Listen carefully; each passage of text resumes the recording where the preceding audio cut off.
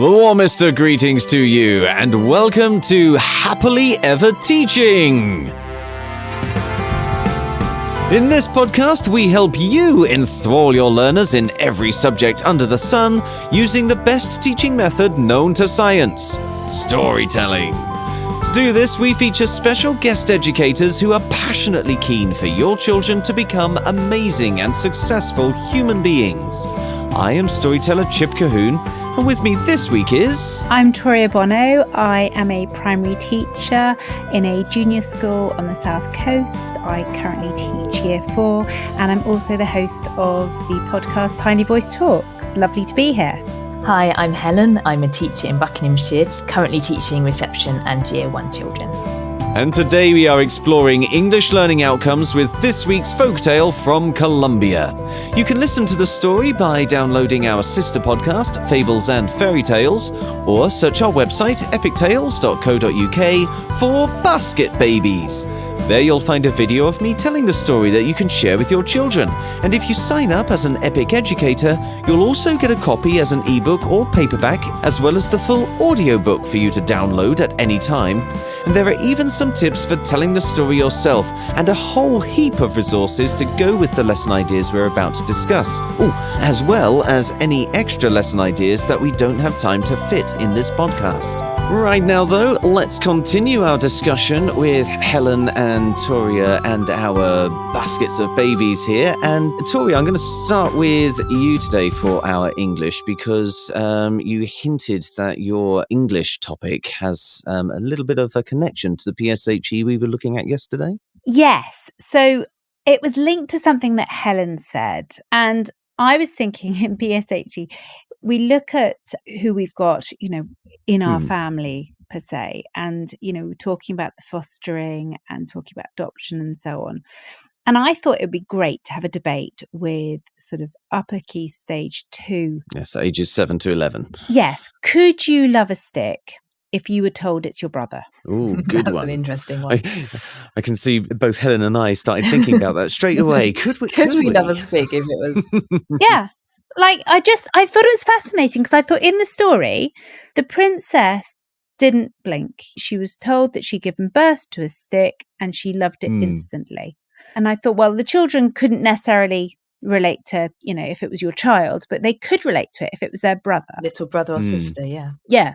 So could you love a stick? And the reason I chose stick rather than puppy or kitten was the puppy or kitten would be like a dead set. Yeah. Okay. Of course it could. But actually, could you and I thought it'd be really interesting to get them thinking about that concept of brother, sister, family.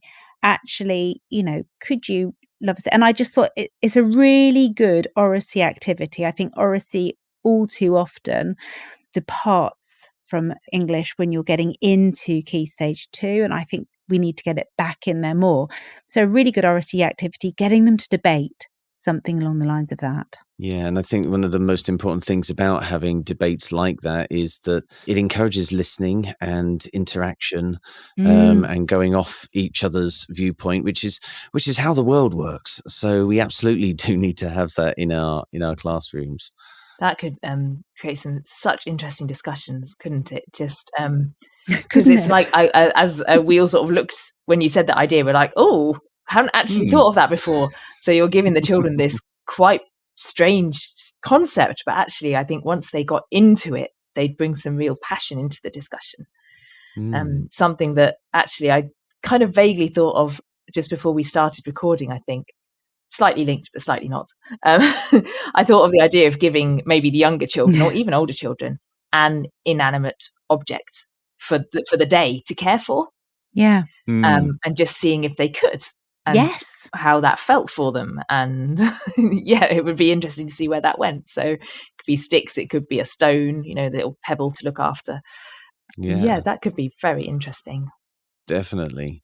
And I think as well with brother and sister, it's a really good disconnect, because we probably don't really blink too much when the princess decides to love this stick as if it were her child, because she genuinely does believe it is her child. And we do just expect parents to look after their children no matter what, shape or however they come out.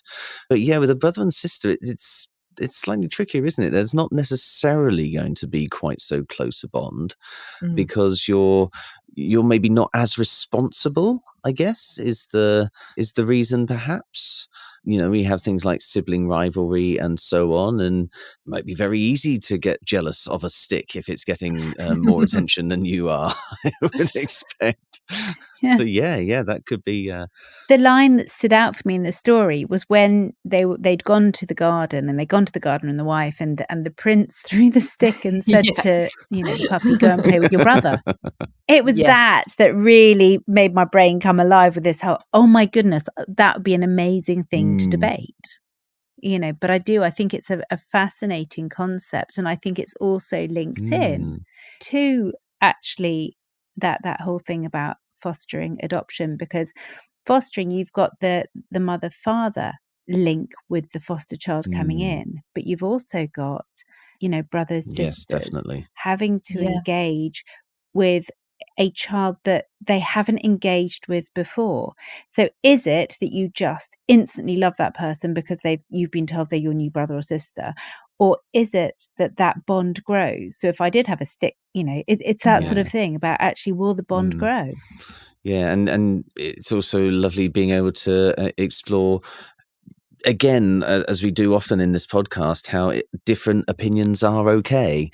And you can easily see how the dog and the stick probably did get on together like a house on fire, whereas the kitten and the puppy, not so much. The kitten and the stick, well, I suppose the kitten could have used it as a scratching post, but still, they probably wouldn't have had quite the same relationship, and all relationships are different. So, yeah. And the kitten already had a complex because it was the second child. Yes, it was the middle child, as well. So poor kitten. Gonna have a complex. Several. Moggy in the middle. Did you have any other English? I did. That was just my very random one. So these are less random. I thought about A Letter from the Sisters, because it's about that perspective. If the sisters wrote a letter to the princess, what was their perspective? What was it that was upsetting them? So actually trying to build up an understanding for the reader of why the sisters were acting in the way they were, because often we see the role that they were as the role of the villain, and we feel no compassion with them. But actually, can we develop our children's compassion if they are then writing a letter to the princess, if we can actually get them to understand their point of view? And I thought that'd be really interesting to get them to write a letter. Yeah, from the perspective of someone who's jealous, kind of having to explain where jealousy comes from. Yeah. And actually why it continued for so long, because actually the initial upset on their part was that she married a prince. Yeah, that started off quite simply. But it continued. It didn't dissipate. They continued to be upset with her. And actually, why did it continue for so long? Why could they not get over it? And they really couldn't until the very end, when they were like, oh, okay, we're not going to ruin our happiness at all, so we might as well just get over it. But I was interested. I'd be interested to develop compassion with them. And another thing that actually slightly more complex, I think. So I think you're looking at this for very much year 6. But there was a really if you look at the story, there's a really interesting timeline going through it, and a timeline that doesn't necessarily work if you're a very logical year 6 I wondered if anyone was going to pick this up. So actually, when the second child was born, the first child was a young man, and when the third child was born, well, the second child was a young man, which potentially in my mind made the first child an adult and made the gardener and his wife quite ancient. And this is sort of linked to a maths activity as well, which we'll talk about at a later date. But I just thought there are ways of looking through the story and slightly changing the language so the timeline works better. Yeah. As I say, it's a much more complex activity, but one in which it would be quite a nice challenge to set your year 6s. Is there sort of a difficulty with the timeline, and where does the timeline work well? What can you do with that? Yes, I would also love it if you could discuss with the children why it might have been written the way it has been written, and whether it makes the story Yeah. better or worse to have it that way, because I think it probably is a bit swings and roundabouts, but I know the reason why I chose to do it the way that I did, and I'd be fascinated to know, whether children pick up on that, or whether they actually think it works better if it's more logically chronological. So why did you Why write did it in that way? Because it's more repetitive. It gives you more of a chance to have the Right. fairy tale feel, which is the feel Right, of yeah. refrain, to allow each child to grow up and have its own moment in the sun with the gardener and the gardener's wife and any siblings who are already there. Whereas if you kind of save it all together and then have them all grow up together, then they don't have their own moment in the spotlight. Yes. Does that make sense? Do you think it would have been better if we'd kept it a bit more logical? I don't know, because actually, when you're saying that to me, I think what you're saying about the refrains, etc., makes complete sense, and actually, that fairy tale structure works much better with the way that you've written it, but it doesn't work as well if you're coming to it with a very logical brain. So I think looking at different genres and different text structures then is a really interesting one. So this is done in a fairy tale structure. Can we look at other fairy tale structures, etc.? Can we look at why this has been written in this way? Okay, what other genres could we look at if it was written in a different text structure? What would it look like? So again, the potential is immense for playing around with the structure of that story. Oh, yeah, I noticed the timeline thing, but to me, because as we talked about, it's a slightly bizarre story. It just kind of, I went with it because the whole story was a bit, and that would be an interesting thing to talk about with the children. Does it, what matters in stories and what doesn't, what works and what doesn't work. I think that'd be a really interesting thing to explore with those older children. So in a way, you were almost like the princess being presented with the stick and being told, this is your child. You went with it. I think I was actually. I was like, yes, fine, I'm happy. I'm enjoying the story. But I think as well, that's Really interesting. Absolutely the early years teacher. Because I think early years, they're not even going to notice it. Whereas I'm year 4, and my year 4 children are suddenly going to go, Miss Bono, that means... I just say... Yeah. And I know I'm going to get that question. Whereas my children absolutely So therefore, they won't be working out the ages of anyone. Would you know what? For those people who are listening to this and being able to watch the video, which comes out in the same week, will be able to go back and check. But I haven't actually, at the time of recording, performed this story for the video yet, and it's going to be done tomorrow with a group of Year 5 children. So it'll be really interesting to see whether that comes up in the video. Yeah. Helen, then, if we stick with our nice, gullible 4 to 7-year-olds for a little while longer, what English have you picked out for them? So I've got a couple. One is a bit of a bigger project, and one is a bit of a shorter writing task. And as it happens, the bigger project does require a bit of that early years kind of, okay, let's go with it. Because I thought this would be one to do maybe before you've read the story. Ooh, okay. And it would be to set the children up as a baby investigation task force, obviously. And through drama and role play, you set the children up with this scenario that babies keep coming down a stream. So you can do this in any way you like. And I do, I would clear a room and say to the children, we need a stream. So let's set up a stream together, which my children do all the time. I'll say, we need a forest, we need a woolly mammoth, it was the other day, and they just built one because that's what they do. So you could create a stream and you could say, okay, there's a bit of a mystery going on and I really need your help. Then you set up the scenario. You could have baskets with, they don't have to have a baby in. The children are very good at imagining that. And you have them coming down the river and say, there's this strange situation going on. These babies keep coming down a river. And then the children's job is to investigate why. And this is a way to bring writing, very purposeful, fun writing in. So particularly early years reception, but it works very well with Key Stage 1 as well, I would say. I say it works. Never done this. You may or may not. This is particularly, but it would work well with Key Stage 1 as well. Some very purposeful writing. So we need to write down what clues we can see. What do the babies look like? Is there anything in their baskets that might give us a clue? And you've set all this up in any way you can. What's great about an activity like this is each teacher can take it and make it what they want.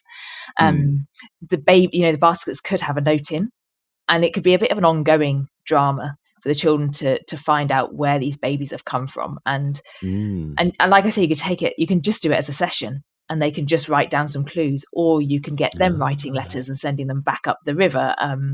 That wouldn't work, but somehow. Well, then there you got a science investigation. There you go. And then you make, brilliant link there. And I thought you could just have some really purposeful writing come out of that. And it's really creative and fun. I haven't got in my mind a particular outcome, but you could create the outcomes that you wanted from that. Yeah, well, I suppose the outcome could be sharing the story, couldn't it? If you actually use the story as a reward for their hard work here, then you've got an extra bonus, because you've got something that's going to encourage them to apply themselves to that activity, and then you're going to have the story that you can use as a launch pad into other activities. Brilliant! And so you've got a really really nice hook into the story there. I love that idea. I just love it, Helen. That's a great idea.